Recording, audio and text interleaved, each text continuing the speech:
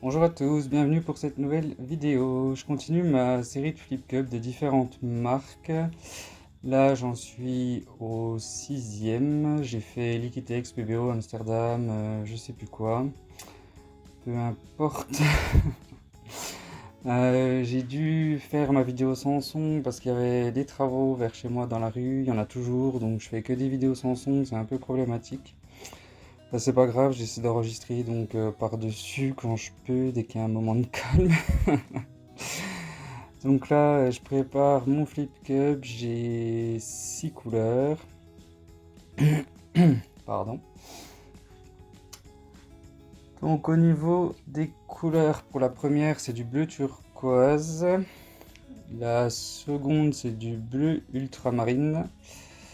La troisième, c'est du blanc. La quatrième, du violet. La cinquième, c'est du bleu primaire. Et la sixième, c'est du vert émeraude ou vert phthalo. C'est le même. Donc au niveau de mes mélanges, comme d'habitude, j'ai utilisé mon médium avec 70% de colle et 30% d'eau. D'habitude, je mets une part de peinture et 2 parts de médium pour les flip cups.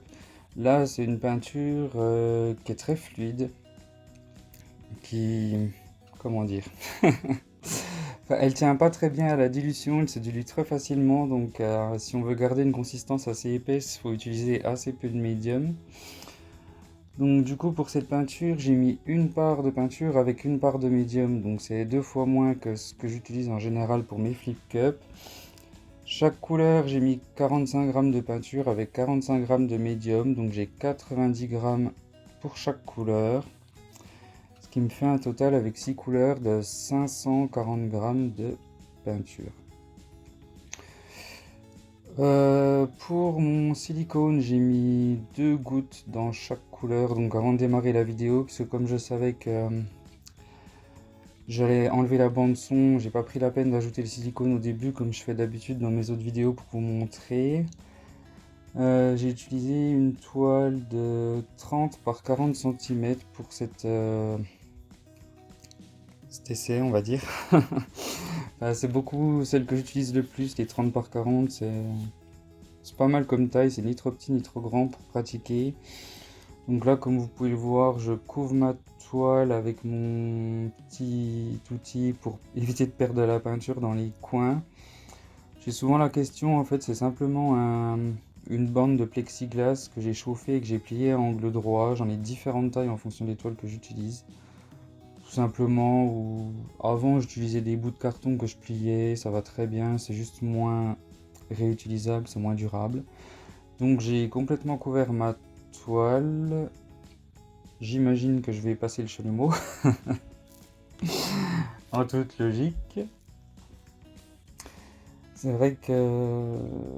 ouais, sans son, je regarde la vidéo en même temps en fait et j'essaie de faire ma bande son, donc je suis la vidéo. C'est assez drôle parce que regarder ses propres vidéos c'est un peu perturbant. Donc je passe mon chalumeau, toujours commencer assez haut de la peinture. Vous avez des peintures qui sont très réactives et inversement il y a des peintures qui sont très peu réactives où il faut passer le chalumeau très près. Et quand elles sont très réactives, ben à l'inverse, il faut passer le chalumeau très haut pour éviter d'avoir trop de cellules. Donc là on voit bien toutes les petites cellules qui sont apparues sur la toile. Sur le côté droit de ma toile, j'ai dans l'angle droit en bas, j'ai du vert que je vais essayer d'enlever parce que c'est pas très joli. Et dans le coin au-dessus, il me semble que j'ai une bande verte aussi. Ben, je retourne ma toile du coup. Donc dans le bas à gauche, je vais enlever tout le vert qui est pas très esthétique. Je bouge ma toile de droite à gauche en faisant descendre la peinture pour bien étirer les cellules dans tous les sens, qu'elles gardent une belle forme ronde. Du coup, elles sont très jolies les cellules dans cette toile en plus. La peinture fonctionne assez bien, il n'y a rien à redire. On voit que les cellules, elles ont plusieurs cercles de couleurs, elles ont une belle forme. Juste un peu... il y a juste dans le centre, un peu dans le blanc-violet, où il y a un gros tamas de cellules. C'est pas très esthétique, j'aime pas trop, mais bon. Ça n'empêche que les cellules sont belles, donc comme d'habitude, pensez à enlever les gouttes sous votre toile pour le séchage, évitez qu'il y ait des grosses gouttes dures sous votre toile, que vous puissiez l'attacher proprement à un mur si vous le souhaitez, ou la personne qui l'aura. Donc ben voilà les cellules, hein, de près, on voit bien plusieurs cercles, belle forme ronde. Par contre de près, mon téléphone il a beaucoup changé les couleurs. C'est un peu tout bleu de près. Après, on voit quand je recule le téléphone qu'on a les couleurs qui changent. C'est plus les vraies couleurs.